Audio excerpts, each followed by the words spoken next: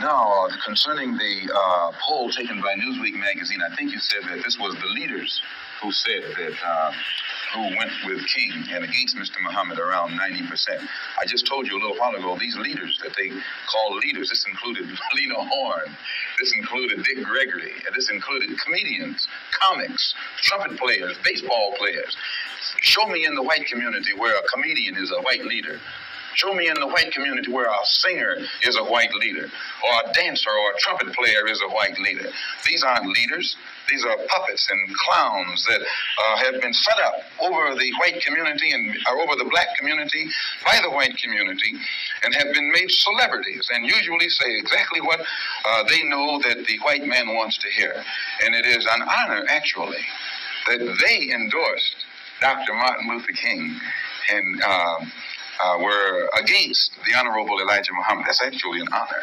Now, when you say that they also, in the same Newsweek poll magazine, I think the pollster said that he went into the Negro community and asked about the Muslims.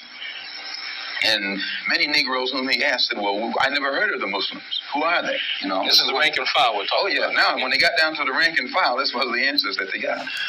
This is equivalent to the situation in Kenya during the Mau Mau uprising, when many frightened whites in Kenya, Africa, would go among the Africans and ask them, what about the Mau Mau?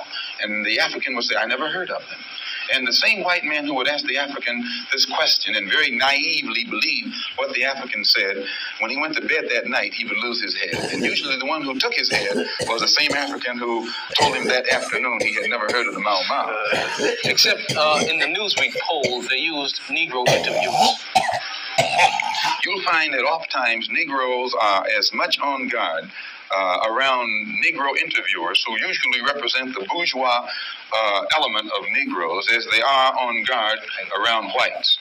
Usually Negroes know that when this bourgeois Negro walks through the door, he is not doing something that he's initiated himself, but he's involved in something in which the white man is the absolute author of and has sent him to the Negro community for some information.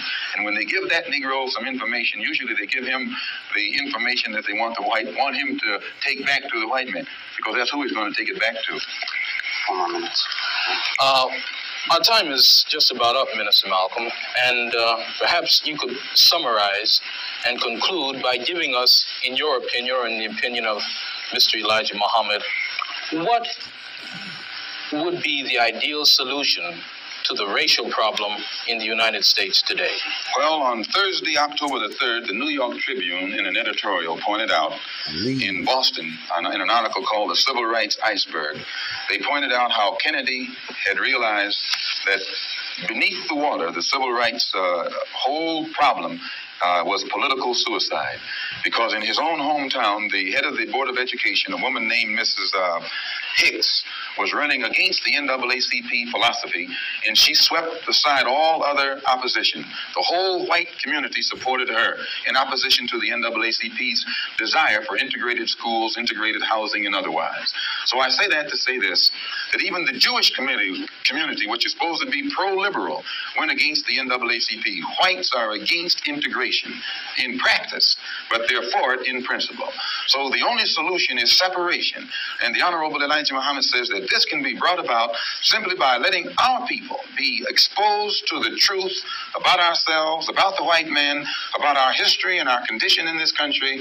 And once we are exposed to the complete truth about things as they actually exist in this country, the masses of black people will choose complete separation from this entire system, political system, economic system, social system, and whatever other aspect or description adjective you want to attach to it. Let us go back home to our own people, live among our own kind, and solve our own problems ourselves. And if the white man doesn't want us to go back to our own people and live in our own country, then since we can't get along together in peace on this country with white people, let us separate part of this continent, migrate to that separate territory, let the government give us everything we need to establish our own independent economic system and society, and thereby we'll be able to solve our own problems ourselves and prove that we are human beings and a part of the human family and can do for ourselves what other humans have done for themselves. And then we'll be able to stop blaming the white man for what he has done and stop begging the white man to solve our problems. We'll be able to solve our problems ourselves. Thank you very much. That's it.